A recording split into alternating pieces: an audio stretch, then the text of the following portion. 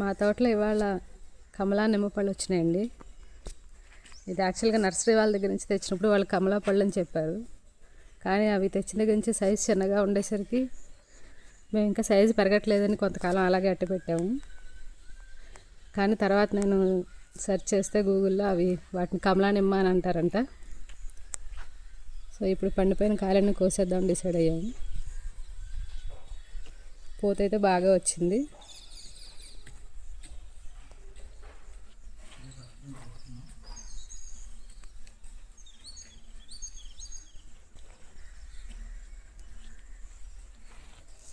ఇది మరి టేస్ట్ నిమ్మ టేస్ట్ లానే అనిపిస్తుంది, పండిన నిమ్మకాయల టేస్ట్.